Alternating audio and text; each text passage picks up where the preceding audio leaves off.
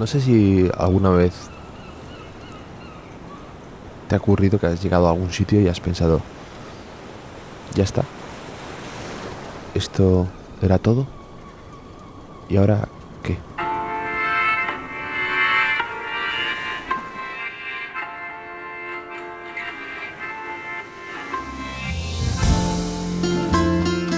Hace unos días estaba leyendo un libro interesante.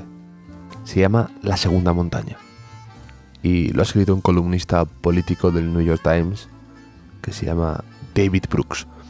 Pero este libro, la verdad es que no va nada de política. En él habla de que en la vida tenemos dos montañas. La primera que tratamos de escalar es la montaña de nuestros retos personales. Alcanzar el éxito, tener una buena reputación, un buen coche, que piensen bien de nosotros, las vacaciones que queremos, un buen sueldo. Porque siempre hemos creído, si tengo éxito, entonces seré feliz. Pero cuando se corona esa cima, entonces los que han llegado ahí sienten a veces un enorme vacío. Además, un vacío muy decepcionante porque te habían prometido una cosa al llegar con tanto esfuerzo escalando y no la sientes, no sientes esa felicidad, esa recompensa. Y es entonces cuando, entre la niebla, empiezas a ver, a divisar esa segunda montaña con la que nadie contaba y de la que nadie te había avisado. Al autor de este libro le pasó esto.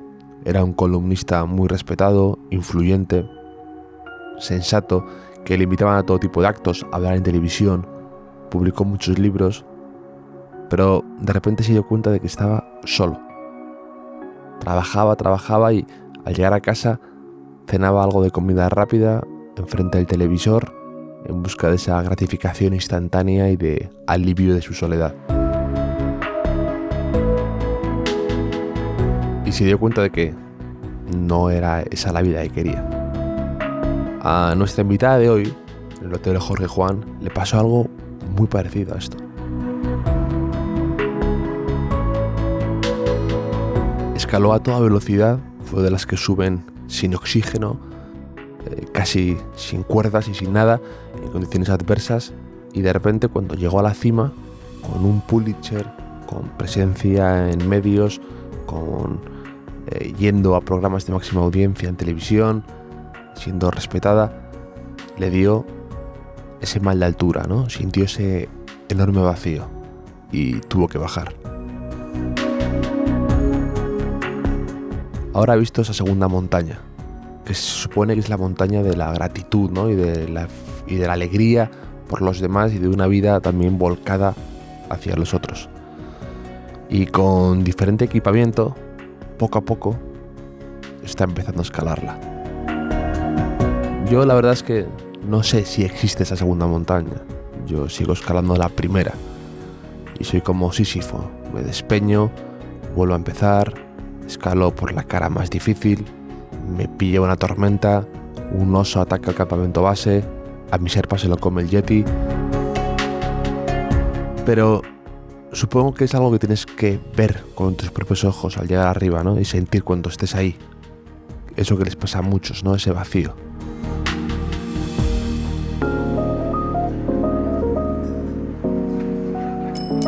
Bienvenidos al Hotel Jorge Juan con Javier Aznar, un podcast de Vanity Fair y Seagrams. Sobre montañas, sobre caídas, sobre volverse a levantar, sobre cimas, el éxito y vacíos, ha venido a hablarnos nuestra invitada de hoy en el Hotel Jorge Juan, que es Mar Cabra. Y no tengo duda de que nos va a contar muchas historias interesantes porque Mar es así una persona que se abre, que comparte todo con mucha generosidad y que no tiene filtros para hablar de sus vacíos a veces, de sus experiencias con el éxito, con el fracaso y con el vacío, y que en fondo todos podamos reflexionar de algún modo o pensar en qué punto de la montaña o del valle nos encontramos.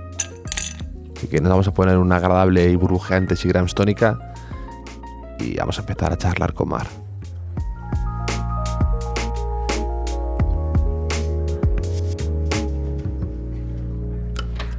¿Cómo estás, Mar? Pues bastante bien, muchísimas gracias por invitarme. Es un hotel fantástico. Te quería preguntar muchas cosas, Mar, porque la verdad que tu caso me resulta muy interesante por muchos motivos. Hace poco escuché un podcast que estuviste hablando con Rodrigo Taramona, al que conozco, se llama Watva, ¿no? El podcast. Y fue una charla interesantísima y que recomiendo mucho que la gente escuche. Y para empezar, cuéntanos un poco cómo ha sido tu proceso últimamente, porque hay muchas cosas en las que quiero incidir. Yo soy madrileña, tengo 36 años y he tenido una vida cambiante. Yo al principio, cuando empecé a pensar qué quiero ser de mayor, empecé a pensar que quería ser actriz, estudié arte dramático en Cristina Rota, me hice la carrera entera allí. Luego dije, no quiero ser directora de cine porque vi Tesis y me encantó Tesis y entonces hice comunicación audiovisual. Luego quería hacer documentales. De ahí caí en el periodismo un poco de casualidad, trabajando en la BBC, en CNN+, y hay un momento en el que consigo un trabajo fascinante, que es el trabajo de trabajar de reportera a nivel nacional en La Sexta Noticias, nada más acabar la carrera. De ahí... ¿Cuál de ellas? La carrera de comunicación audiovisual. Y ahí yo estaba súper contenta y hubo un momento en ese periodo tan fascinante, salir en la tele, que la gente te reconozca y tal, incluso saliendo en informativos la gente te reconoce, que tuve mi primer choque con la realidad y empecé a perder confianza en mí y paré y tuve una baja por depresión por 6 meses. Después de eso volví. Y dije, me he dado cuenta de que esto no es para mí, esto de la actualidad constante no es para mí. Yo quería ser corresponsal de guerra, también pensé que eso tampoco era para mí. Y cambié de un giro a mi vida, conseguí una beca Fulbright y me fui a Estados Unidos, a la Universidad de Columbia, a estudiar periodismo de investigación. Y entonces ahí empecé mi carrera de periodista de investigación, que ha sido la última década y que me ha llevado a lugares tan fascinantes como viajar por todas las partes del mundo, investigar la mayor filtración de la historia del periodismo, los papeles de Panamá, y dirigir un equipo multidisciplinar de periodistas y programadores informáticos y diseñadores que ayudaron a unos 400 personas de todo el mundo, de unos 80 países, a analizar esos documentos de manera remota, ¿no? Y nos lleva ese proyecto a cambiar la manera en la que se hace periodismo colaborativo, el periodismo de investigación y a ganar el premio Pulitzer, que son como los Oscar del periodismo, además de otra veintena de premios a nivel internacional. Tú mirarías mi carrera y todo el mundo me decía, ¡joder, qué fascinante, Mar! Estás a lo alto de tu carrera, esto es el éxito, has conseguido el éxito. Todo el mundo me veía como una persona exitosa, ¿no? Y podría parecerlo, pero ¿qué es el éxito? Porque yo realmente, en ese momento, 2017, que nos dan el Pulitzer, pues me sentía muy vacía por dentro. Y entonces eso me llevó a reflexionar que no podía estar yo con unos 33, 34 años infeliz y que yo lo que quería era ser feliz. Entonces tomé la decisión de dejar mi curro, a pesar de ser un curro fascinante, estar consiguiendo éxitos y lo máximo a nivel periodístico, decidí parar y me fui a Almería. Y estos han sido mis últimos 2 años. El descubrimiento de qué es el éxito y realmente de una pregunta más profunda que es ¿quién soy yo? ¿Quién es Mar Cabra? Y llegó un momento además en el que te rompiste, ¿no? O sea, dices que hubo un punto de inflexión, ¿no? En el que te das cuenta y dices, no... Mi cuerpo me fue dando señales. Publicamos una investigación que se llamaba Luxembourg Leaks, una investigación que eran documentos secretos de Luxemburgo, de cómo las grandes corporaciones utilizan Luxemburgo para pagar menos impuestos, de manera legal, pero con unos acuerdos secretos que la Unión Europea está determinando si es competencia desleal. Y publiqué eso y me fui a Filipinas a una conferencia, que tenía que dar una charla allí. Un segundito que... El gin tonic que me estás dando me está causando aquí... Tiene pen total para que no cuentes, para que cuentes toda la sinceridad, toda la verdad. Pero bueno, realmente me fui a Filipinas, decía, ¿no? Publiqué y me fui a Filipinas. Y dije, bueno, pues entre publicación y conferencia, me voy a ir a la playa, que la playa de Filipinas es fantástica. Estuve 2 días en la playa y después de parar esos 2 días en los que yo además había tenido un día fantástico en la playa, imaginaros las playas de Filipinas, buscadlas en Google, o sea, es flipante, un sitio en el Nido, un sitio donde no hay coches, solo hay motillos. Había estado en la playa, me tomaba un coco, pescado fresco, hice tirolina, vi atardecer con mi música. Yo me volví al hotel diciendo, esto es vida. Así debería ser la vida. Pues esa misma noche me empieza un dolor abdominal, que yo creía que es que tenía apendicitis, y que me lleva a coger un avión a Manila y estar en menos de 24 horas en la sala de operaciones, y me quitaron mi ovario derecho. Y luego, pues nada, pues eso, en menos de 24 horas yo estaba ya sin ovario derecho en otra parte de Filipinas y en una cama y no me podía mover. La loca de mar de ese momento, ¿qué hizo después de salir de la operación cuando ya me reanimaron de la anestesia y tal? Pues llamé a mi jefa, porque había wifi en el hospital. Por suerte fui a un hospital muy bueno. Como hay mucha desigualdad, lamentablemente, en Filipinas, pues los hospitales buenos son mucho mejores que algunos de los hospitales de España. Y como tenía wifi, llamé a mi jefa y me tiré 45 minutos lidiando con con ella temas de trabajo. Oye, pues la charla no la voy a poder dar porque esto parece que es que yo me siento muy bien ahora, pero realmente quizás me dicen que voy a tardar un par de días en recuperarme. Y luego al día siguiente fue el shock, ¿no? El shock porque, claro, cuando ya se te pasa todo el high, ¿no? El subidón que tienes de las drogas, de la anestesia, pues te duele todo. Y estaba yo sola en la habitación del hospital en Filipinas, me dolía todo, no me podía mover, tenía un catéter, o sea, una cosa como horrible. Y en ese momento fue mi primer contacto con mi humanidad. Ostras, esto es ser humano. Y aquí estamos ahora y mañana a lo mejor no estamos, ¿no? Y puedo estar pasando un día fantástico en Filipinas, en una playa en el paraíso. De hecho es donde... no voy a desgranar, pero esta playa sale en La Casa de Papel. Y nada, puedo estar un día en el paraíso y menos de 24 horas después puedo estar en un hospital y podría haberme muerto, ¿no? Yo digo, si algún día escribo una autobiografía será No quiero morir en Filipinas. Me parece un nombre buenísimo. Me recuerda a un libro que leí de pequeño que se llama Morirás en chafarinas. Pues tiene un nombre parecido, mucha resonancia igual. Libro y peli, ¿no? Entonces, sí. Bueno, lo que quiero decir, quiero contar esta historia porque es una historia que a lo mejor le resuena a la gente. Hay muchas historias de cambio que empiezan por un tema físico, ¿no? Gente que a lo mejor deja su trabajo y le da un ataque al corazón. Y en ese momento dice, ostras, ¿qué es la vida? Entonces, ese momento me empezó a llevar a hacerme preguntas que no me había hecho. Yo en ese momento viví lo que es la vejez adelantada. Yo iba paseando, recuerdo que fui con mis padres a Canarias esas Navidades, iba paseando por las playas de allí, de la isla donde estábamos, y me adelantaban las personas mayores por el paseo marítimo, porque iban más rápido que yo. Y yo me tenía que parar, me tenía que sentar y decir, estoy cansada. Y digo, la vejez, voy a decirlo así como lo pensé, la vejez es una putada. Yo no quiero ser vieja. Bueno, o seré vieja, pero quiero ser vieja a los 60 y pico, a los 70, no a los 30. Y eso empezó fue el primer clic en mi cabeza. Que tampoco fue un clic tan rápido, porque enseguida, en cuanto pude, seguí currando. Publicamos la lista Falciani. ¿Qué pasó después de la lista Falciani? Que mi cuerpo me dijo, Marcabra, que no te has enterado de la movida. Paré, me fui de vacaciones una semana a Almería y me dio un problema de tiroides. Un problema temporal de la tiroides, tiroiditis. ¿Qué pasa con la tiroides? Pues que es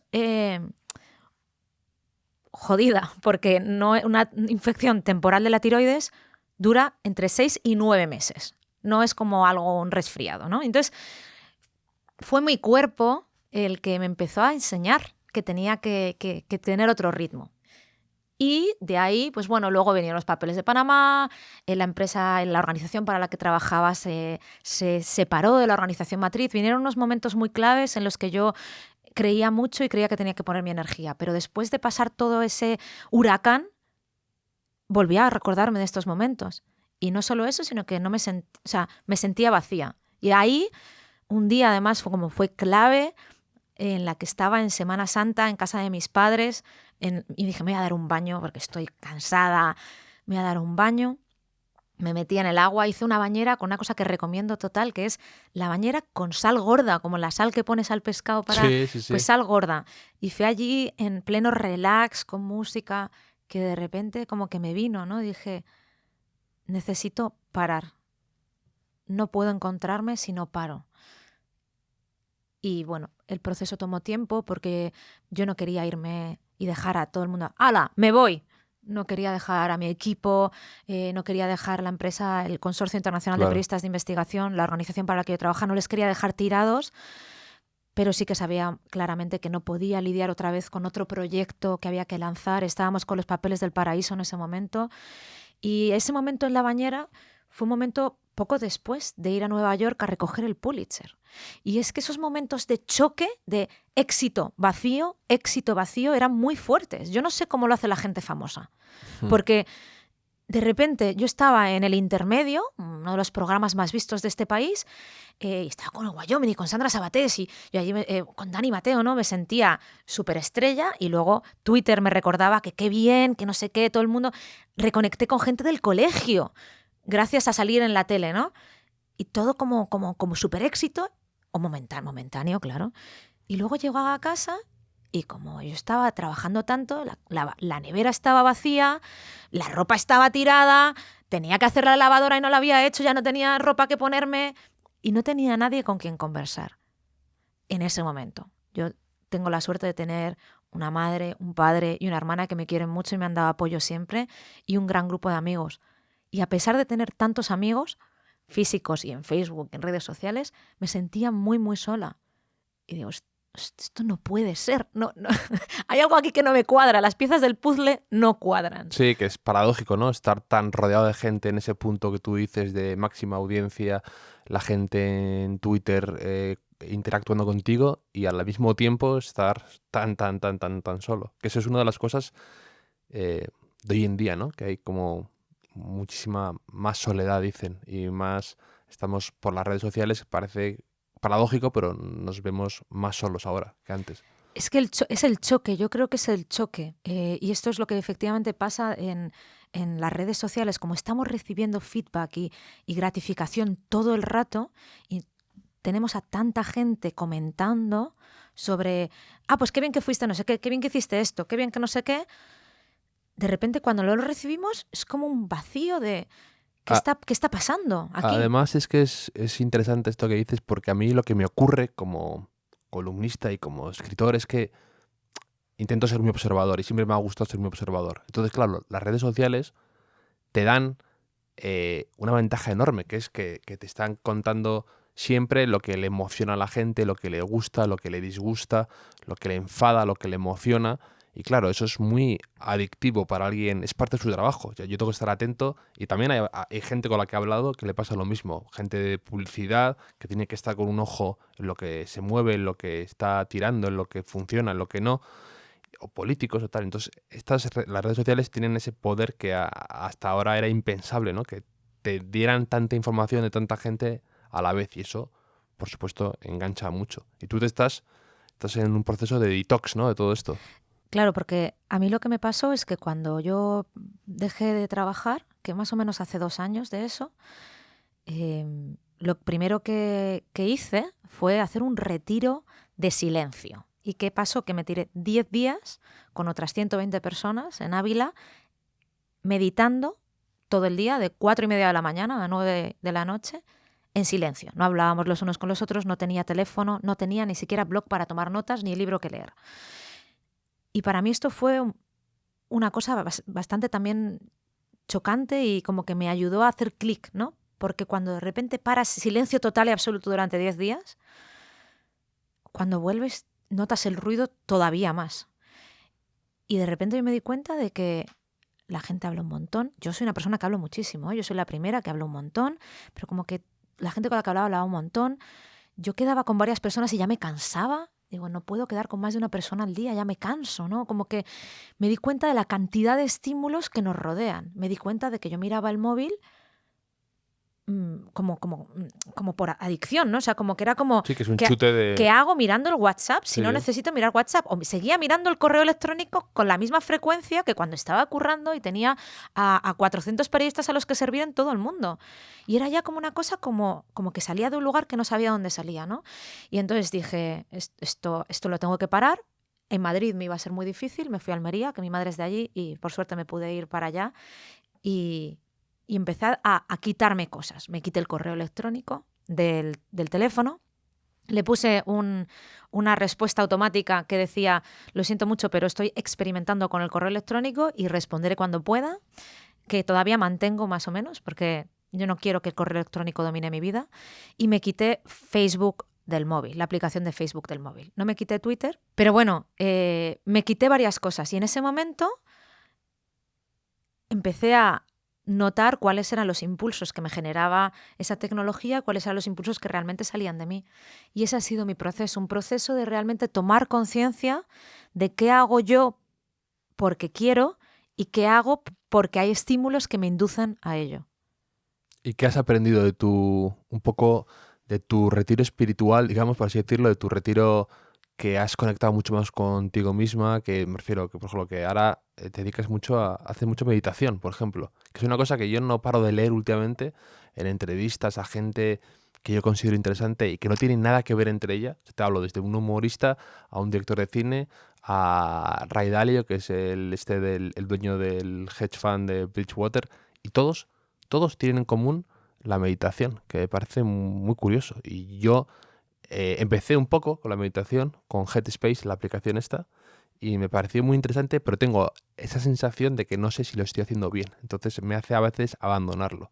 Pero es muy interesante el tema de la meditación. ¿Tú qué has aprendido a través de esto? Te voy a proponer una cosa. ¿Por qué no hacemos un minuto de meditación ahora mismo en el Hotel Jorge Juan? Ahora mismo. Ahora mismo. Perfecto, me parece estupendo. Para que lo entiendas, describas lo que sientes, yo te describo lo que siento después y también los que nos escuchen pues hagan este minutillo de parón en su vida, un minuto. Todo el mundo tiene un minuto. Pero la gente me dice, es que no tengo tiempo para meditar. Bueno, vamos a meditar por un minuto. ¿Te parece? Me parece estupendo. Voy a poner aquí, tengo aquí en el móvil una aplicación que yo utilizo que se llama Chakra Chime. Chakra Chime, pero hay muchas aplicaciones. ¿Y esta aplicación qué hace? Te hace un contador. Te cuenta cuánto tiempo meditas. Y luego puedes tener un diario en el que después de meditar escribes. Entonces voy a cambiar la configuración que la tengo ahora mismo. La última vez que medité, cuenta atrás 20 minutos. Vamos a poner un minuto y esto va a empezar. Le puedes poner el sonido que tú quieras. Yo le he puesto como un gong, ¿sabes? A ver si se escucha. Entonces también, no sé si el chico que nos está ayudando con el sonido lo podrá hacer también, pero también le animo a que lo haga, ¿vale? Entonces, contador, un minuto, entonces, ¿qué tenemos que hacer? Efectivamente, sí. Yo te animo. Y a los que quieran animarse a hacer esto en su casa, haz esto en casa. Te animo a que pongas los pies en el suelo. ¿Sí? Ahora estamos sentados en unas sillas fantásticas de este hotel. Pon los pies en el suelo, ¿sí? La planta en el suelo e intenta tener la espalda recta. Entonces ponte, yo que soy bajita, no me llega la espalda hasta el final, pues me pongo en el borde de la silla, ¿vale? Y las manos las puedes poner pues como tú quieras, pero que estén relajadas. Perfecto. Para mí relajadas, lo más relajado es ponerlas encima de mis piernas, pero para ti puede ser en cualquier otro sitio. Por ejemplo, tú las estás poniendo al lado de tu cuerpo. Colgando. Una cosa que voy a decir es, yo no he estudiado para dar meditaciones guiadas, entonces este es el disclaimer. Esto es lo que yo me digo a mí misma, ¿vale? Y en un minuto es muy poco tiempo. Pero bueno, recomiendo que la gente haga meditación con gente que ha sido entrenada para guiar meditaciones. Entonces, con este disclaimer vamos a empezar. Se nota el periodismo de investigación, sí, el rigor. El fact-check hay que hacerlo aquí. Lo que vamos a hacer antes de que yo dé al play es, una vez que tienes la espalda recta, que es lo más importante, pero que estés cómodo o cómoda, cierra los ojos. Cierra los ojos y centra tu atención en la respiración.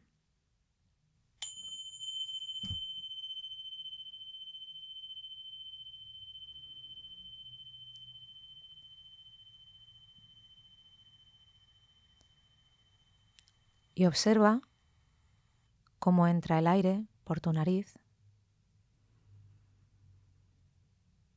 cómo pasa por detrás de tu boca, cómo hincha tus pulmones. Y observa cómo se deshinchan tus pulmones y van sacando el aire por tu nariz. Inspira e expira por la nariz.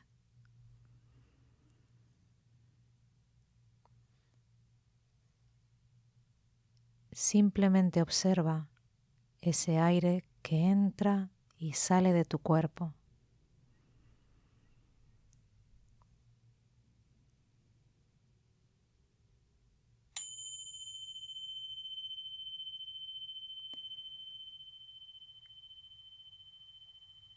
Y ahora, poco a poco y a tu tiempo, ve abriendo los ojos lentamente y reconecta de nuevo con esta realidad que tienes a tu alrededor, ese lugar en el que estás y ese momento presente en el que estamos. Muy bien, la verdad, ¿eh? Me he metido bastante en el tema. ¿Y tú cuánto meditas, más o menos? Yo, depende. Soy una persona poco constante. A mí me gustaría ir de gurú de la meditación y decirte que medito 1 hora todos los días, pero no. Yo estoy intentando crear rutinas en mi vida que me ayuden a ser disciplinada, que es algo que me ha costado siempre. Hay días que lo consigo y me levanto y nada más levantarme medito y me siento y medito 1 hora. Y hay días en los que tengo que hacer algo pronto. No soy una persona tempranera que me levante y haga cosas así tan rápido y pues medito 20 minutos o hay días en los que no medito. Hoy no he meditado, por ejemplo. Has venido aquí al hotel, que te da más paz todavía que meditar. Bueno, la verdad es que este hotel tiene bastante paz y tranquilidad a pesar de estar en el centro de Madrid.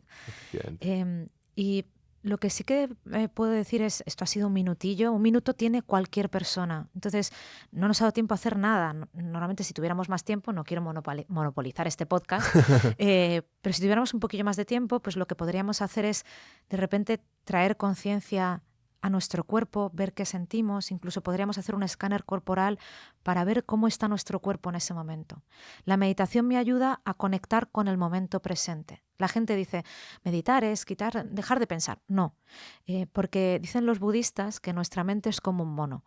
Un mono, ya sabéis cómo es, pues por aquí, por aquí, por aquí, un mono va saltando y no sé hacer el sonido de mono, lo siento, pero va saltando de árbol a árbol. Pero ¿cómo captas la atención del mono? Pues le das un plátano. Entonces en el momento en el que le das un plátano al mono, el mono lo abre y se lo come y está tranquilo en ese momento del plátano.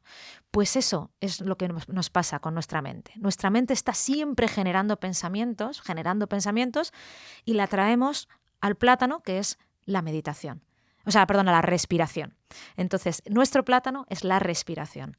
Cada vez que nuestro pensamiento se va y observamos que nos vamos a pensar en algo, volvemos a respirar, volvemos a centrarnos en algo tan natural y básico para subsistir y para vivir, que es la respiración. Entonces te das cuenta pues cómo entra el aire, cómo sale el aire, recitas un mantra, cuentas, hay gente que cuenta y hay gente que mira un poco, hace un escaneo corporal, lo que sea para ayudarte a centrar la atención en un punto, en algo que sea fácil centrar tu atención y en ese momento vas entrenando, es como un entrenamiento Jedi, ¿no? O un entrenamiento ninja, ¿no? O de karate o algo así, ¿no? Como que vas entrenando a tu mente a estar concentrada en algo. Y esto es lo que nos pasa ahora mismo en la sociedad, que hemos perdido esa capacidad de concentración, de atención hacia algo concreto porque enseguida estamos saltando.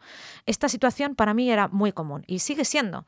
Estoy delante del ordenador, como tengo una pestaña abierta con el correo, a lo mejor estoy escribiendo algo y a las 2 líneas, 20 segundos, estoy saltando a ver si me ha entrado un correo electrónico, saltando de pestaña, viendo, o de repente veo que la pestaña que tengo abierta con Twitter tiene 3 notificaciones o me ha saltado aquí en el móvil. Entonces, en vez de decir, no es importante ahora, lo voy a ver después, salto y lo miro y entonces ya he perdido el control de lo que estaba escribiendo, tengo que volver, me cuesta un montón. A mí me pasaba incluso que no lo termino, se me olvida y pienso que lo he enviado y porque mi cerebro ha dicho, sí, estás haciendo esta actividad, estás mandando este mail.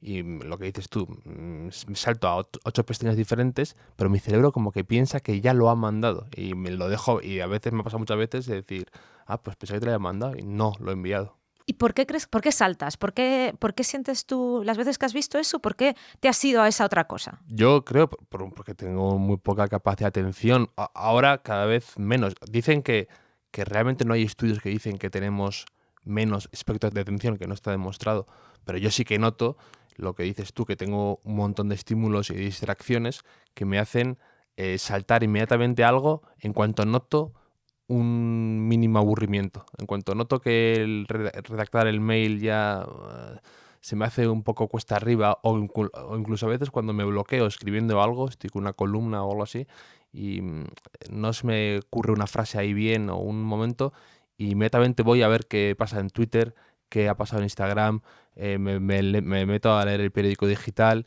me meto a ver una cosa en YouTube que quería ver y al final voy encontrando, me voy metiendo en otras fiestas que son como puertas a conversaciones con gente y me voy distrayendo de de lo que estaba haciendo. Yo, que he podido observar un poco esto de manera personal, ¿no? Me he dado cuenta, porque ya no tenía la necesidad de mirar el correo, ya no tenía la necesidad de mirar el móvil, de que realmente me daban miedo esos momentos de vacío, esos momentos de Claro, duda, claro. esos momentos de... ¿Qué es lo que pasa, por ejemplo, cuando estamos en un semáforo en rojo y de repente estás tú solo con tus pensamientos y la gente se tira de cabeza al móvil a ver qué ha pasado, a ver porque no puede estar consigo misma mucho tiempo, o sea, se agobia estar pensando en tus cosas y en tus... Entonces ahora la diferencia, para mí la diferencia de la sociedad actual versus antes, es que ahora tenemos la excusa muy fácil, porque sacas el teléfono móvil y lo miras.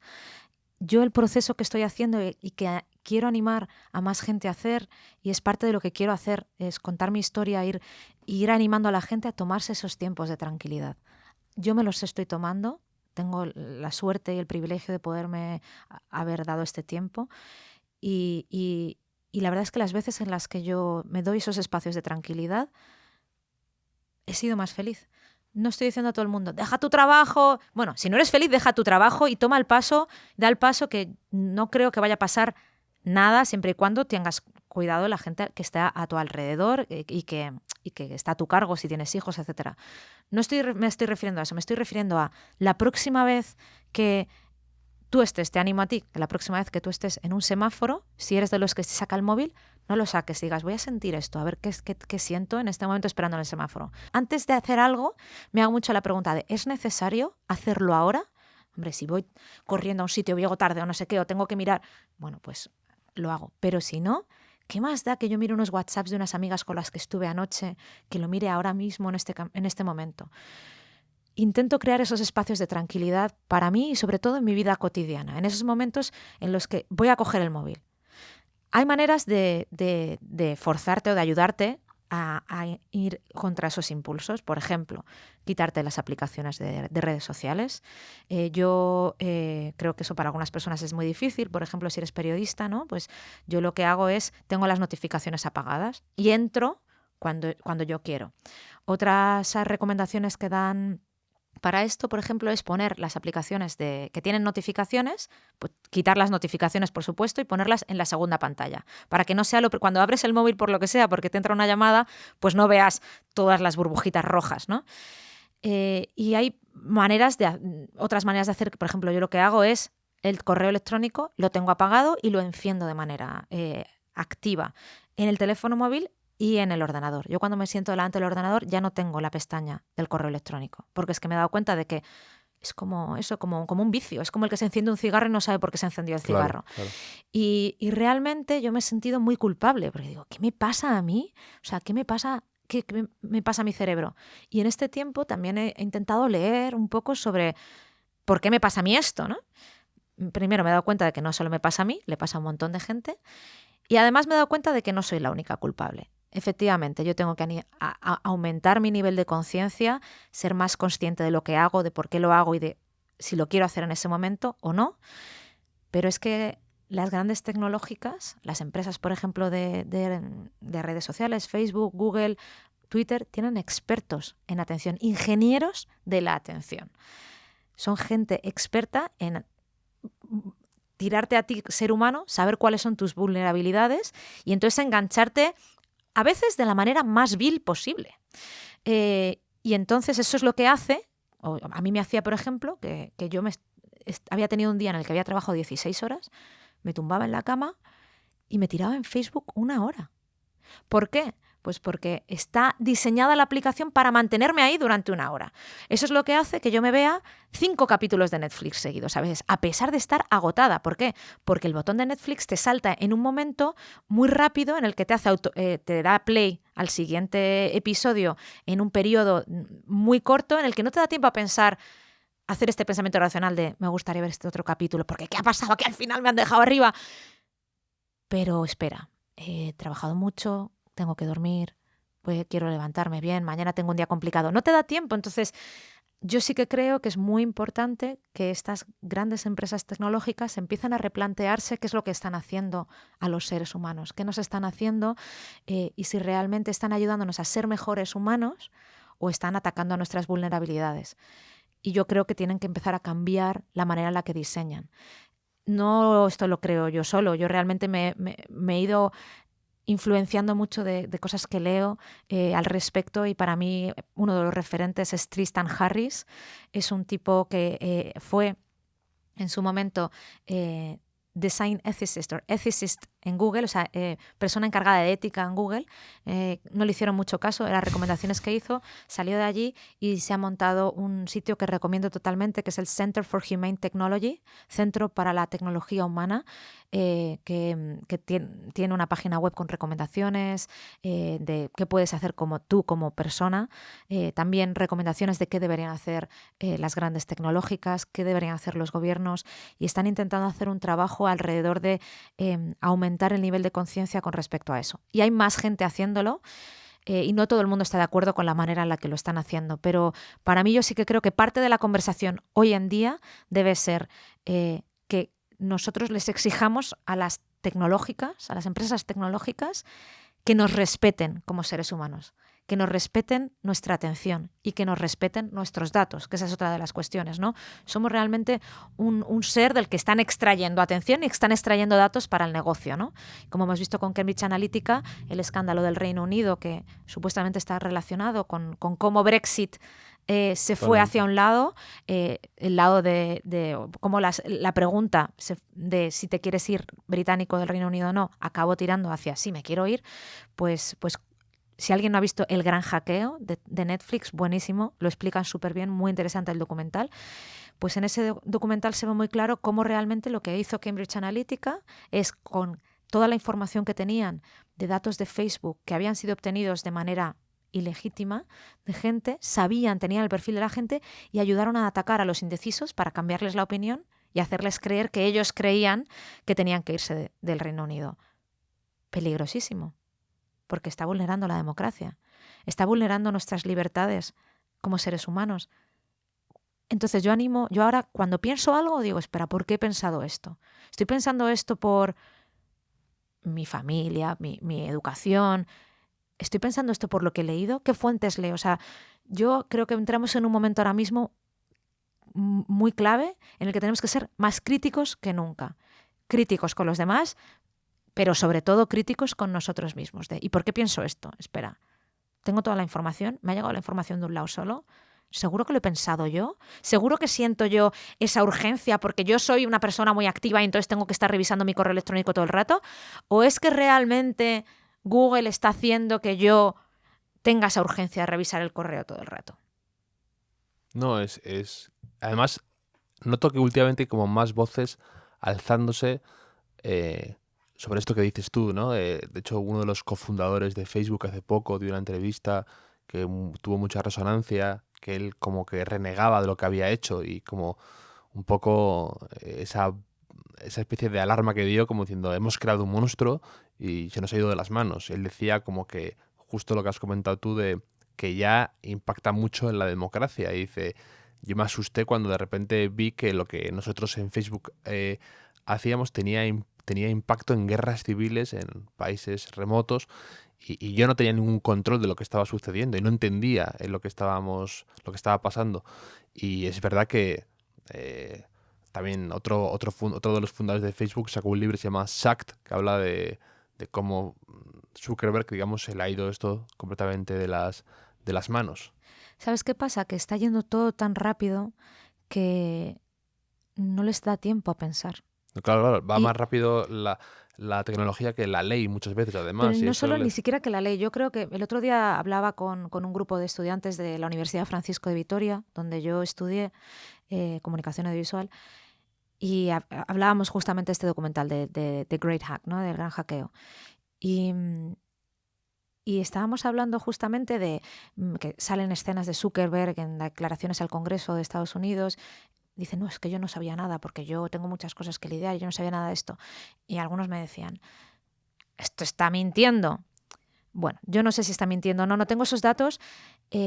Casi que me gustaría creer que cuando Mark Zuckerberg o algunas otras líderes de empresas tecnológicas dicen como responden así como que no se están dando cuenta, me gustaría creer que son personas malas y dicen, no, voy a mentir, yo realmente sí que lo sabía, pero quiero hacer el mal. Me encantaría que fueran esos malos de peli tan... Porque asusta menos que la idea de que es una herramienta que se les ha ido del control y que ahora es casi va por su cuenta, ¿no? Que asusta mucho más lo otro. Exacto, asusta mucho más la ignorancia, asusta mucho más que las cosas ocurran y que te des cuenta a posteriori.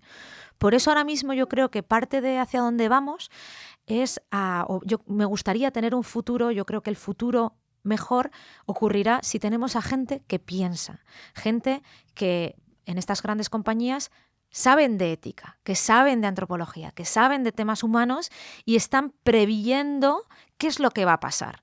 Porque realmente el programador que está programando la nueva feature, la nueva acción de Facebook, de no sé qué, pues si va tan rápido, además tiene una fecha de entrega y entonces hay que entregarlo realmente para ayer y vas rápido, no sé qué, y parece muy cool porque qué bien que estoy haciendo esto, que es la nueva cosa de la última tecnología que estoy aplicando.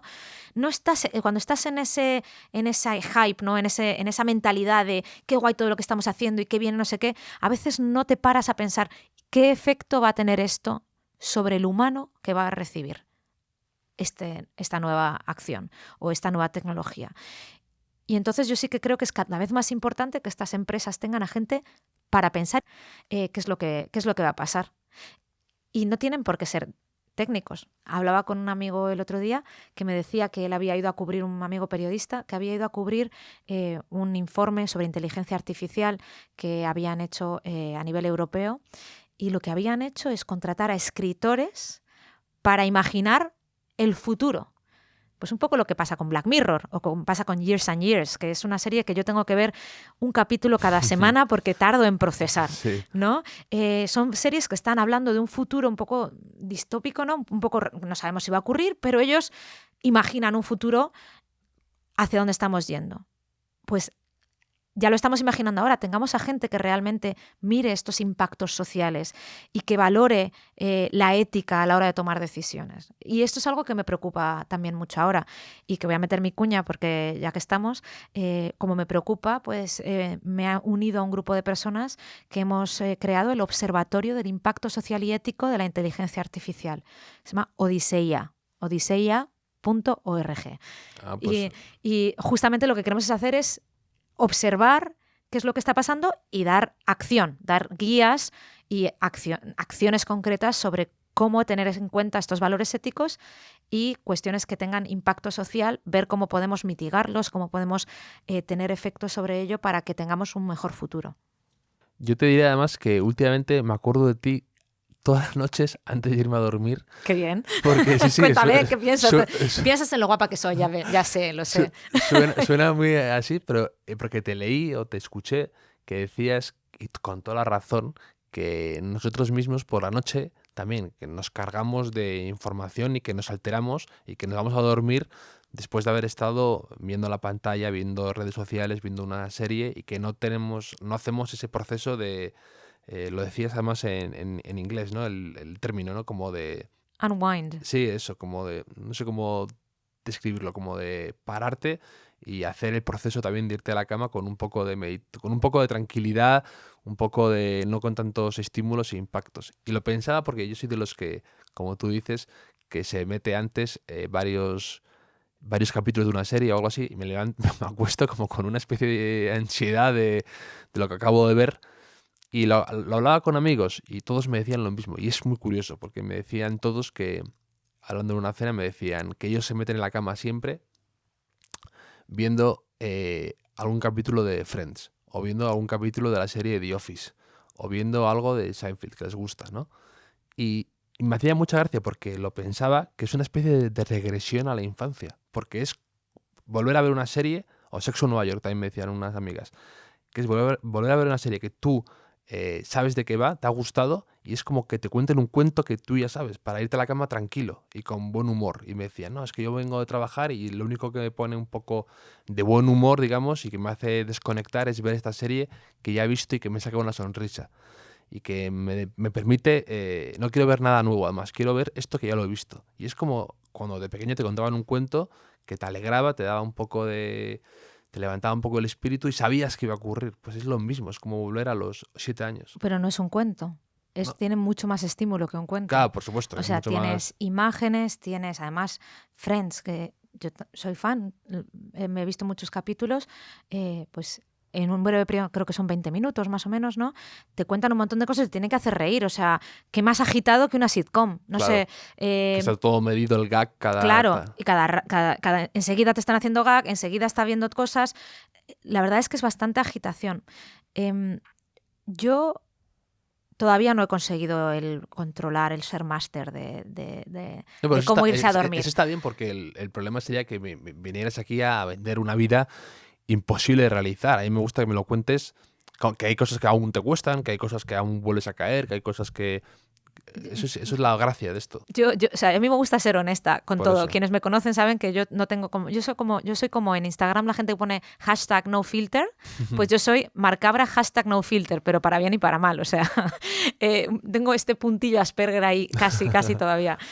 Pero es verdad, yo me gusta decir que no soy infalible. Y yo me voy a dormir a veces y hago todavía otra cosa peor, que es mirar Twitter. Claro, eso. Y entonces, de repente, estímulo tras estímulo. Entonces, la pregunta que me hago, o sea, muchas veces me hago como grandes preguntas para forzarme a pensar antes de tomar una acción. Y la pregunta que muchas veces me hago cuando voy a coger el móvil ahí, que es como que me sale solo, voy a coger la mano del disparador, ¿no? Exacto, como del western. Oeste, sí, yo que estoy en Almería, cojo, como allí que se hace mucho spaghetti western, Totalmente. pues eso.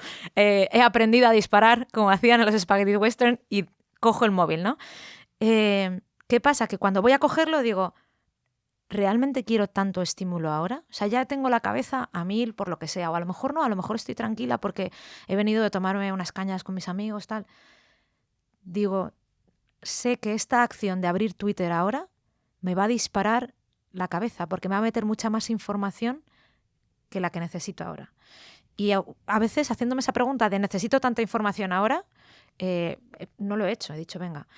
Yo sí que animaría, y estoy intentando empezar a probarlo yo ahora. Bueno, a ver, la gente que habla de cómo dormir bien, de hecho hay un libro buenísimo que se llama Why We Sleep, que habla justamente de por qué es importante dormir, la ciencia que hay alrededor de qué pasa si no duermes. Pues es importante no tener muchos estímulos, y menos si son tecnológicos y menos si son de una pantalla, ¿no? Entonces, los puristas dicen lo mejor que tienes que hacer es cargar el móvil fuera de la habitación, dejar el móvil fuera de la habitación. Para eso te tienes que comprar un despertador, que es algo que no todo el mundo tiene hoy en día en sus casas.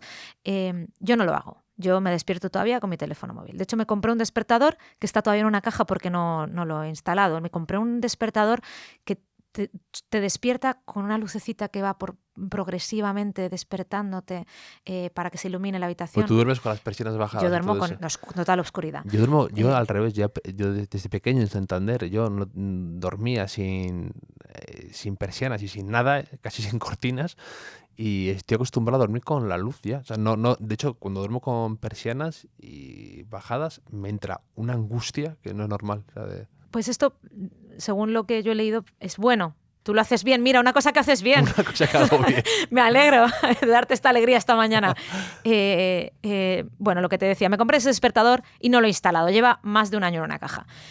Yo sí que me voy con el móvil. Pero lo que estoy empezando a probar ahora es, sí, a lo mejor necesito esa nana, ¿no? O ese cuento que me haga como que irme a dormir. Me estoy poniendo audio. Ya. Se pueden poner el Hotel Jorge Juan. Yo... Esa es la recomendación, ¿no? Este audio o cualquier otro, uno que no sea muy agitado. O sea, para poder ayudarte justamente a este unwind significa como ir desenrollando, para ir este proceso de ir apagando los sistemas. Igual que los pilotos cuando se suban al avión van encendiendo clic, clic, clic, clic, clic, clic y van encendiendo los botones, hay que pensar en el proceso contrario. Como clic, clic, clic, clic, clic, de voy apagando el avión. Vamos apagando el avión para entrar en otro tipo de estado, ¿no? Y el sueño es muy importante porque es donde se repone el cuerpo. Yo he sido siempre una persona que me he vanagloriado de no dormir. Yo estudiaba comunicación audiovisual por la mañana, arte dramático por la tarde, actuaba en el teatro, hice la catarsis del tomatazo, la gente me tiraba tomates, tal. Y yo era como, qué poco duermo y qué bien estoy, qué guay esto cuando tenía 20 y pico. Ahora con 30 y pico no lo puedo hacer tanto, pero y sin embargo ahora me quiero vanagloriar de, hoy he dormido 9 horas. De hecho, los días que duermo 9 horas es que lo digo, me lo digo a mí misma, se lo digo a mis amigos de he dormido 9 horas, he dormido 8 horas. 9 horas es el fin de semana, ¿no? Pero a lo mejor 7 horas, 8 horas. Creo que tenemos que, ¿cómo se dice? En inglés dicen brag about, como dice, como Chulearse, chulear. ¿no? Tenemos que chulear más de lo poco ocupado que estamos, de cuánto descansamos y chulear menos de, uy, es que estoy tan ocupado, es que de verdad es que no puedo ni respirar. Esto lo dicen todos mis amigos, lo dicen sobre todo gente aquí en Madrid. Es que no puedo ni respirar, Sí, es que estoy tan ocupada, estoy tan ocupada que... Nada más es vender tu vida como que eres tan importante, te va tan bien, eres tan exitoso que no tienes tiempo para hacer cosas. Y es una cosa que también me repele bastante, te diré. Bueno, pues se hace. Y yo creo que lo valoramos. Y yo era la primera, insisto, o sea, yo no estoy limpia de pecado. Yo creo que tenemos que empezar a enseñar otros ejemplos para poder ir cambiando mentes y en ese camino a la felicidad, que es en el que yo estoy.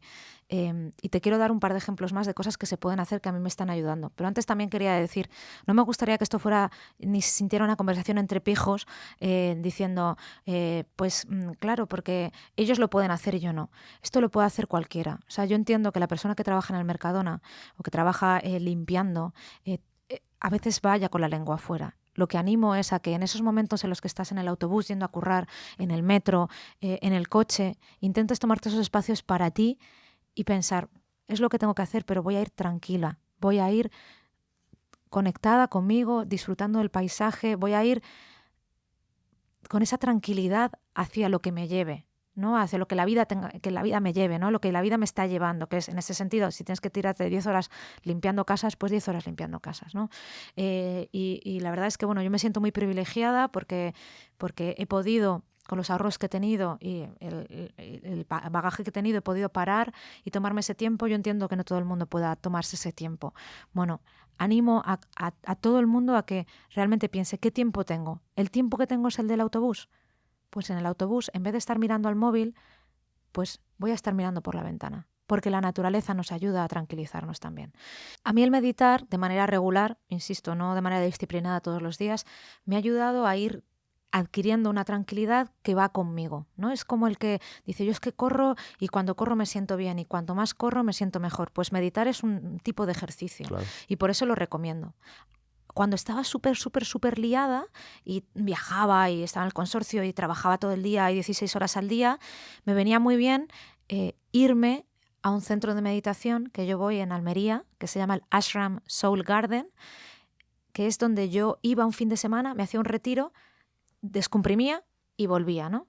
Y es algo que yo recomiendo a la gente que pueda permitírselo. A los que no, 2 cosillas que me vienen muy bien y me ayudan a tener esa alegría.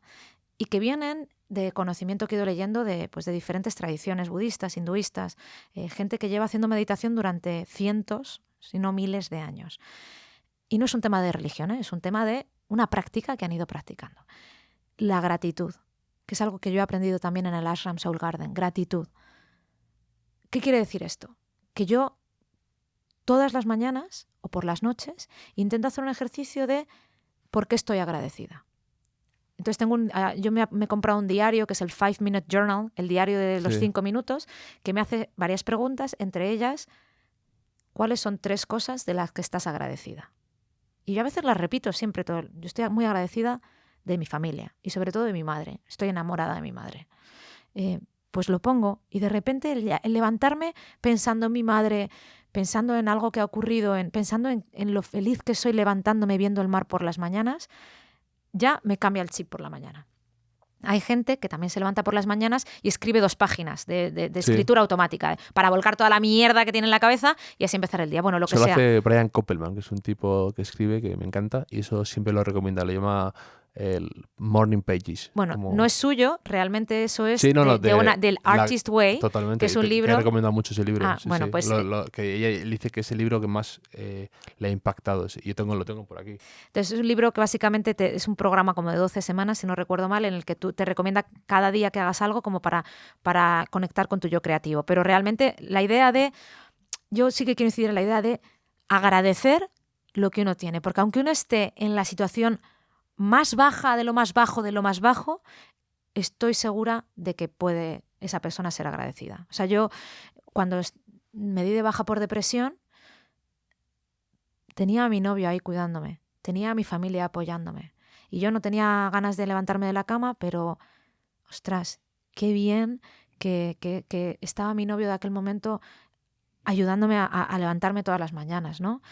Entonces, siempre hay algo de lo que puedas estar agradecido. Estoy segura, esas 3 cosas le salen a cualquier persona. Entonces, gratitud con las 3 cosas, o en el momento en el que tú te sientas menuda mierda, para y piensa, espera, estoy agradecida por algo, ¿por qué estoy agradecida? ¿No? Entonces, pensar en la gratitud y conectar con la gratitud, de repente te cambia el chip.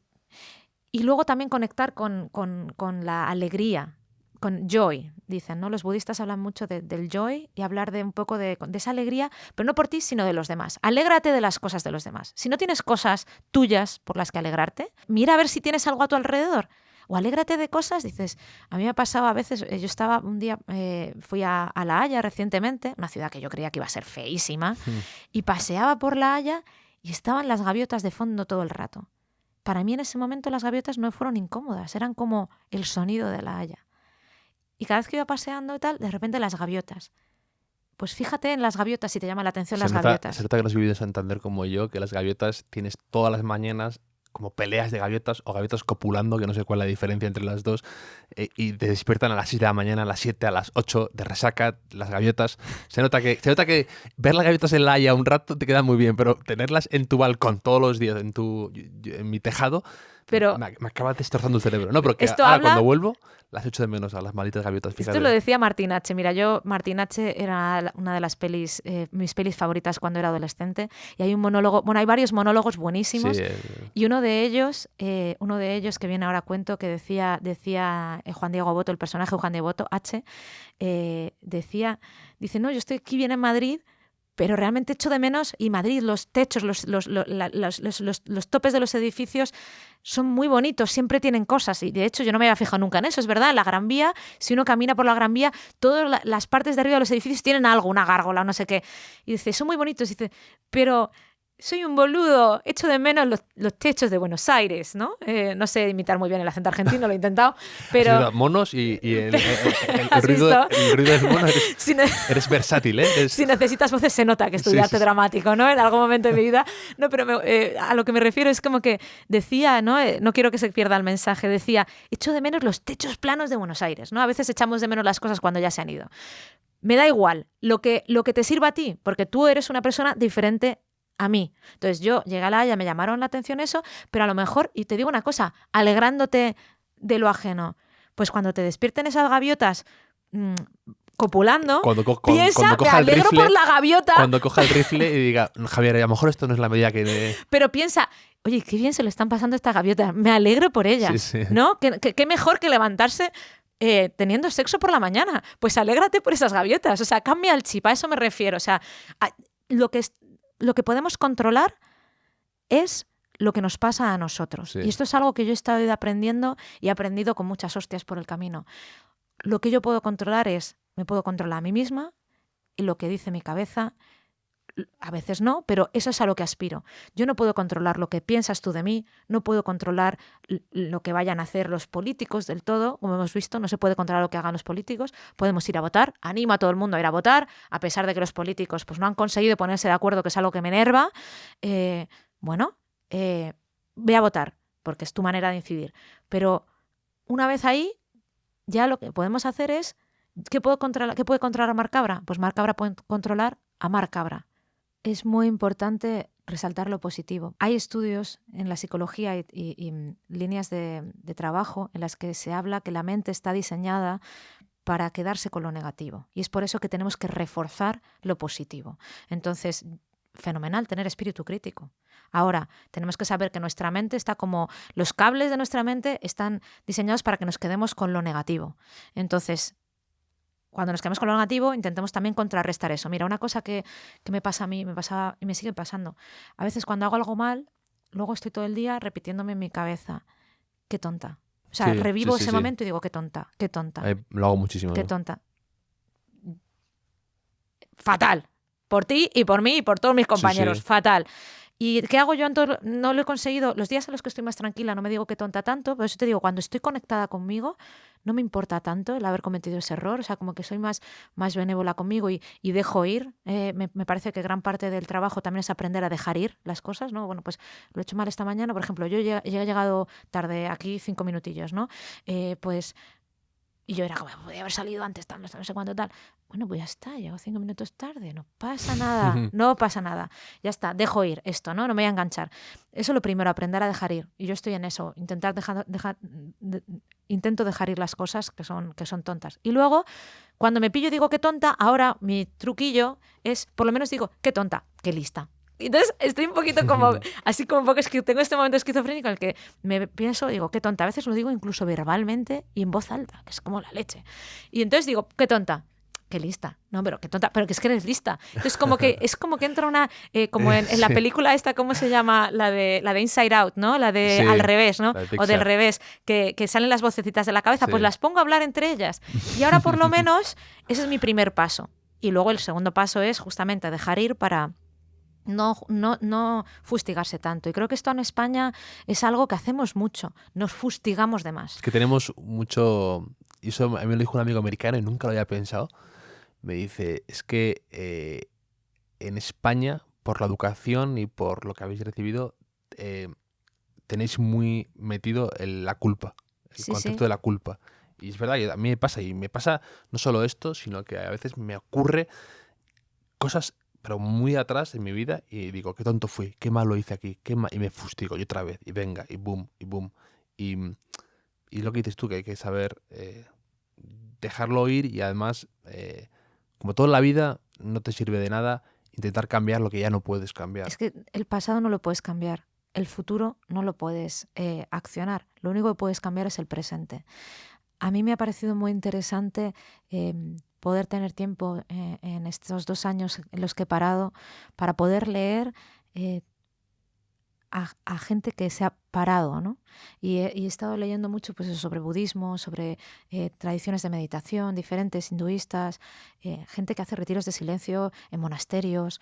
Y justamente todos hablan de lo mismo, del momento presente, de, de que el pasado ha pasado y ya no existe y el futuro todavía no ha existido. Y entonces muchas veces vivimos mucho entre el pasado, acordándonos de lo que hicimos mal o bien, y del presente. Y mira, Sí. en el retiro de meditación de los 10 días en silencio, que es Vipassana... Sí, justo me he leído un libro de un escritor inglés, me lo leí este verano, antes de verano, un librito pequeño que me encantó. Más el tío lo cuenta con un sitio del humor que al principio es escéptico y como que ahora es una persona totalmente vipassana, efectivamente. Pues esa técnica es supuestamente la técnica que viene de Buda hace 2500 años, y Buda luego se creó el budismo y luego hay una religión, pero realmente Buda lo que hizo es enseñar esta técnica de meditación, que es una técnica de meditación concreta que aprendes en esos 10 días que estás en silencio, que se trata, por resumirlo mucho, de hacer ese escáner corporal y mientras tanto vas centrando tu atención en las diferentes partes del cuerpo, ¿no? y observando cómo reacciona tu cuerpo. Y hay una frase que dice el que guía, yo aprendí con S.N. Goenka, que es uno de los maestros de meditación y que ya está muerto, pero que dejó grabaciones de cómo hacerlo. Y hay una frase que yo me repito mucho, que es, él dice en inglés, con su acento hindú, dice, no more cravings, no more aversions, equanimity, que es no te enganches, no tengas craving, es como lo que sienten las embarazadas, Sí, ¿no? O sea, esos antojos antojo. y esas, no te enganches a lo positivo, no te enganches a esos momentos que te han hecho tan feliz y los recuerdes como si no hubiera otra cosa positiva nunca más, y no rechaces las cosas negativas, no more aversions, no más esas cosas negativas que no te gustan. No te enganches ni a lo positivo ni a lo negativo. Ecuánime, está en el centro, ¿no? Ecuanimidad es estar en el centro, pues lo que sería pues como de una mesa, una mesa en la que tienes el 10 a un lado y el -10 a otro, pues estate en el cero lo más posible, porque cuando estás en el cero lo más posible realmente estás lo más en el presente posible. Otra frase que me gusta es acepta la realidad tal y como es. Hostia, es jodido cuando estás en unas circunstancias en las que pues, no te sientes querido, te sientes rechazada. En mi caso, ¿no? He estado en circunstancias a veces en las que he llorado mucho, ¿no? Y es jodido pensar, acepta la realidad tal y como es. Bueno, pues intenta estar en ese momento, acepta la realidad como es en ese momento, y eso ya es de mi cosecha. ¿Qué puedes aprender de ese momento presente para que no pase en el futuro si no te gusta? Pero no te enganches en el negativo y esto no sé qué. Muchas veces yo tengo la suerte de haber estado fuera de la oficina mucho tiempo, porque yo trabajaba en remoto, ¿no? Desde Madrid para Washington. Y ya no he vivido esos momentos en la oficina, es que, pues está dicho no sé qué, pues has visto que no sé qué, pues has visto que el jefe no sé qué, no sé cuánto. Si estás en la oficina, la persona que nos esté escuchando, si eres de esos en la oficina, en los que estás ahí y cotilleas y no sé qué, es que no es nocivo todo eso. No entres en todos esos run. Tú has sido, digamos, tú te has considerado workaholic, ¿no? O sea, como una persona adicta al trabajo, ¿no? Sí. Pero por tu trabajo en cuestión, por el tema de los Panama Papers, que era como una cosa muy... un volumen de trabajo enorme y que requería mucho ejercicio de estar horas y horas y horas, ¿o es que tú eres así por naturaleza y que hubieras hecho lo que hubieras hecho en tu vida, habrías acabado como has acabado? Me refiero a teniendo que parar. Nadie, ni mis padres. Mi madre es la que mejor me conoce. Ni mi madre, ni mis amigas de la universidad, del colegio, ni yo misma habría predecido haber acabado aquí parando. Para nada. O sea, yo soy una persona... Mi madre me tenía que dar cosas para cansarme porque no me quería ir a dormir. O sea, de pequeña yo era horrible, o sea, no me gustaba comer. Ya, o sea, pero entonces...